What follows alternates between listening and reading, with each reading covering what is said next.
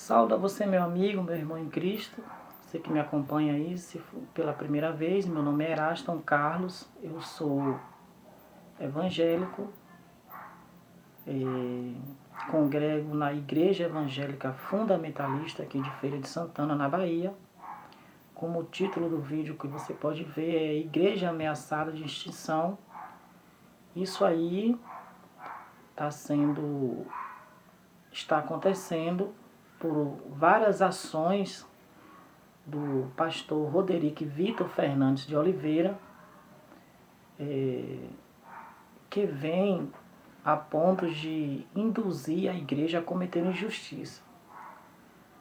Então, como eu tinha prometido no domingo, hoje, quinta-feira, dia 2 de maio, próximo domingo será o Dia das Mães, não é?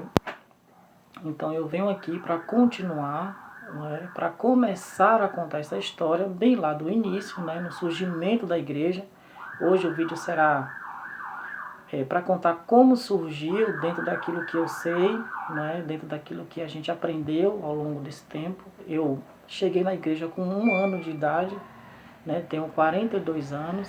Em algum tempo me afastei, como eu disse no vídeo anterior, mas desde 2007 que eu me tornei membro e o dia 6 de janeiro fui excluído da membresia. Acho proveitoso contar isso aqui, logo porque a Bíblia fala que tudo contribui para o bem. Então, se eu estou aqui contando uma história querendo induzir que foi injustiça da igreja, terá uma consequência, não é? Injustiça do pastor Roderick terá uma consequência. E como também, se de fato aconteceu, como há as provas aqui, não é? Aqui, como vocês podem ver, são 90 páginas de conversa que eu tive com os irmãos, com parte da diretoria, os membros da igreja, não é? Sobre um ato que foi, não é, alvo principal dessa ação que acabou, né? Aqui quero apresentar para vocês é o regimento interno da igreja, não é? Assim como o pastor Roderick Vitor Fernandes de Oliveira foi escolhido democraticamente pela igreja, é uma autoridade para as suas atribuições como pastor presidente. Qualquer membro da igreja também tem as suas atribuições e são escolhidos democraticamente, tudo dentro da lei, não é? A igreja tem as suas atribuições, o presidente tem as suas atribuições e a diretoria tem as suas atribuições. E esses três, digamos, poderes são harmônicos entre si e não interferem um no outro, né? Estamos ali, existe ali para que haja uma concordância naquilo que a instituição, a igreja, presta de serviço, né? Tanto para si como para a comunidade. Então, fica aqui também a resposta ao pastor Roderick, que citou que ele foi escolhido democraticamente, sim, concordo, mas também um membro, não é, que vive pautado no regimento interno da casa, foi escolhido democraticamente também, né? E aqui será mostrado para os amigos, para os irmãos, que não houve motivação para exclusão. O pastor Roderick cometeu uma injustiça, não é? E isso aí, antes da exclusão, né, excessos abusivos, né? Então, esse vídeo aqui, esclarecendo aí ao internauta que aconselhou eu ser frutífero, né? Afirmou eu ser infrutífero, a palavra de Deus diz que tudo contribui para o bem, não é? Se eu estiver aqui mentindo, não é? Tanto a igreja terá esse vídeo para apresentar para sua defesa, como também, não é, terá que tomar as medidas cabíveis, quem sabe até juridicamente, não é? Caso eu não esteja mentindo aqui, mostre com o regimento interno, com os fatos, não é? Com até mesmo provas, como no caso aqui tem 90 páginas de conversa impressa no WhatsApp sobre, não é, o que o pastor, pela primeira vez, o primeiro pastor a ir à delegacia levar um membro com acusações falsas, né? E chegou aonde chegou, não é, por consequências que mais na frente a gente vai ver que são extremamente descabidas, não é, o que aconteceu. Então, também me acho no direito de esclarecer essas dúvidas, porque aprendi do seu pai, o meu pastor Antônio Fernandes de Oliveira, que amigo é aquele que aponta os nossos erros, não é?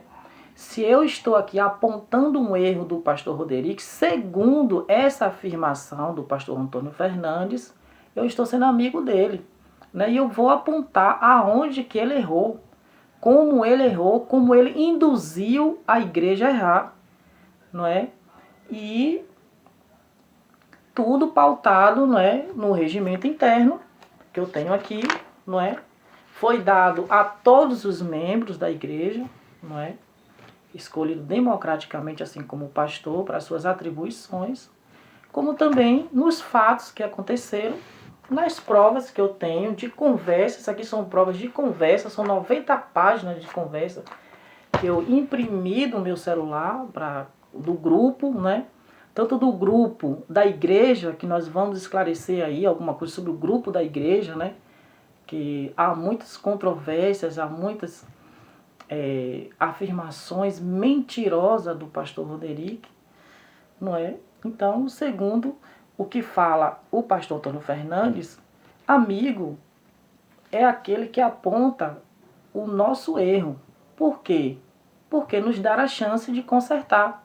Então, eu vendo as injustiças, me acho no direito de falar, apresentar as provas, e cabe aí, não é, a quem de direito se defender, terá todo o direito de se defender. Não é? Então, eu me sinto no direito de falar isso, estou resumidamente falando que estou sendo sim, sendo útil, logo porque a Bíblia, o livro que eu sigo e que a Igreja Evangélica Fundamentalista segue, não esconde fatos que, para muitos, ser trazido a público se torna escândalo. Escândalo não é trazer a público um ato que aconteceu. É, de fato, se aquele ato que aconteceu é injustiça.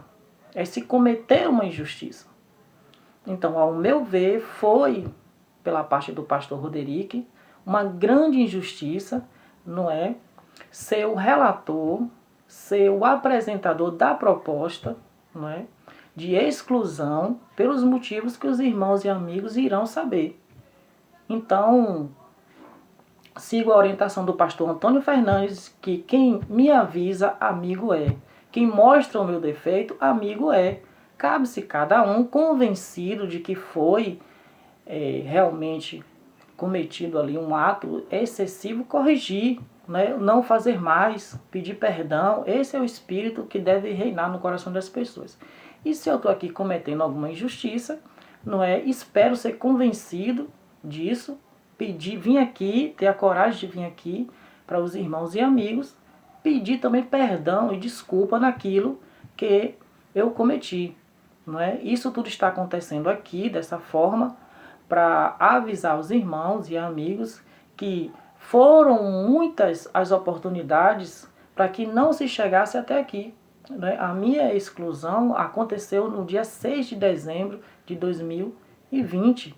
Né? Nós já estamos em maio, já é um bom tempo para que esses assuntos fossem revistos, né? E mediante eu afirmar para muitas pessoas ali, irmãos, que iria trazer esse assunto a público desde janeiro, dava tempo, muito bem tempo, já deu tempo, eles já devem ter se reunido, né? O pastor, não é? Também ali o vice-presidente, né? Que é o presbítero, ter se reunido e ter chegado a uma conclusão que não, tudo bem, já que ele quer expor o problema, deixa ele expor, né? Na terça-feira de manhã fiquei 51 minutos com uma irmã, não vou citar o nome, 51 minutos conversando com ela, e ao final da conversa ela ficou perplexa em saber detalhes do que todos vão saber aqui. Não é? Ela não sabia, é a afirmação dela. Não é? Como também tenho as conversas gravadas no meu celular sobre os fatos que ocorreram e por isso me acho na incumbência de contar os fatos como aconteceu e também cobrar das autoridades, já que o pastor Roderick foi ali o primeiro pastor a prestar uma queixa contra o irmão sobre uma ação que aconteceu dentro do templo, não é? Nem sequer levou esse assunto em assembleia da igreja, não é? Que poderia até ser, caso verdade, poderia ter sido a motivação para minha exclusão, se fosse verdade, né? Se eu tivesse ameaçado ele de morte, se isso tivesse acontecido, seria um motivo justo até para exclusão, não é? Caso eu sustentasse essa acusação. Porque a igreja é um âmbito de perdão. A igreja não condena as pessoas quando as pessoas se arrependem. Se eu, como membro da igreja, tivesse ameaçado ele de morte, mas retirasse, pedisse perdão, isso não da forma como eu estou falando, pedindo perdão, não seria motivo para exclusão. Mas esse assunto que todos terão conhecimento, nem sequer foi pauta de assembleia, de reunião, não é? Para os amigos que não entendem, ou seja, de uma reunião entre só membros da igreja, onde trata de assuntos internos, da diretoria, não é? E então, nem sequer essa queixa policial está aqui comigo, não é? Aqui a queixa que o pastor Roderick prestou contra a minha pessoa, não é? É a ocorrência policial 5535/20. Vou repetir o número da ocorrência que o pastor Roderick prestou contra a minha pessoa. 5535/20. Esse assunto nós vamos tratar lá na frente sobre isso aqui, né? O pastor Roderick, né? E eu fui na delegacia, fui intimado, né? Isso ocorreu no dia 15 de novembro do ano passado, foi no dia da eleição. Ali tinha várias pessoas, né? Teve pessoas que saíram juntamente comigo no momento, 4 pessoas, aliás 5 pessoas saíram junto comigo, não é? Então, tinha muito bem testemunha, foi tudo dentro das dependências do templo, ali na garagem, não é? Onde no vídeo anterior você pode ver ali que da entrada do templo, no portão até a entrada principal do saguão ali, tem mais ou menos ali uns 30 metros, foi naquela área ali, bem próxima na porta, começou dentro do templo, após o final do culto, quando as pessoas já tinham saído e só tinha ali os oficiais no saguão e a maioria das pessoas estavam na parte na garagem, não é? Então começou ali, veio para cá uma conversa e dali, não é? No domingo, dia 15 de novembro, quando foi na terça ou na quarta-feira, não me lembro bem, recebi a intimação para comparecer à delegacia. Então vou contar tudo isso em detalhes mais para frente, não é? Então, venho dizer que se houvesse ali, não é, confirmada essa história, iria à Assembleia, não é? E colocaria ali os fatos, ouviria ele, ouviria a minha, a igreja ouviria, e dava ali uma punição à altura, né? Poderia ser uma resposta à altura, não falo punição, uma resposta à altura. Porque poderia não ser uma punição caso eu tivesse ameaçado de morte e pedisse perdão, porque a igreja é um ambiente que perdoa. Desde quando as pessoas pedem perdão, elas se espelham em Jesus, né? Ali uma prostituta foi trazida à presença do Senhor Jesus Cristo para que fosse acusada e ali apedrejada. Mas Jesus falou, aquele que não tiver pecado, atire a primeira pedra. Então Jesus deu o perdão e a igreja também tem que dar o perdão. Desde quando a pessoa que, caso confirmado a sua acusação, não é, peça perdão a Deus, a sua igreja, caso ela tenha, ou a pessoa afrontado ou cometido o excesso, ela venha de fato, não é, ser perdoada, caso ela venha reconhecer o seu erro, né? Então, contudo, não houve isso. Vamos contar a história lá na frente, porque o objetivo hoje não é contar sobre isso, mas trazer esses fatos, para que lá na frente a gente possa narrar tudo isso aí, com provas, testemunhas, citar nome, citar detalhes do que aconteceu, entendeu? Então, meus irmãos e amigos, não é, mais uma vez repetindo, a nossa história, eu não quero fazer um vídeo muito longo para não cansar vocês, não é, os senhores, não é? Já tem quase 15 minutos aí de vídeo e eu não falei ainda como surgiu a Igreja Evangélica Fundamentalista, né, que hoje está situado ali na rua Filinto Marques Cerqueira, 585, Capuchinhos. Né? Por coincidência, é no meu bairro aqui, né, mas um pouco distante da minha casa. Essa igreja ela tem um histórico muito lindo, não é, de trajetória. E, coincidentemente, não é a primeira vez que a nossa igreja vai parar, né, no judiciário, não é, vai parar no poder público, por denúncia. Né? Lá na frente, nós vamos tratar sobre esse assunto. O que eu quero deixar hoje frisado para os irmãos e amigos que muitos não sabem, outros não se lembram, é que a nossa igreja ela começou fruto de um trabalho missionário feito por um casal e mais seu filho, né, a família Guilanderes, que veio, né, da Nova Zelândia. Eles são do segmento congregacional, não é, o qual nós também somos fundamentalistas congregacionais de raiz, né? E eles vieram aqui para a Feira de Santana, não é? Ali na década de 1900, não é? Mais ou menos isso. Não sei bem a data, nós acompanhamos a história através do nosso pastor emérito, né? Já aposentado das suas funções, que é o pastor Antônio Ribeiro Fernandes de Oliveira, não é?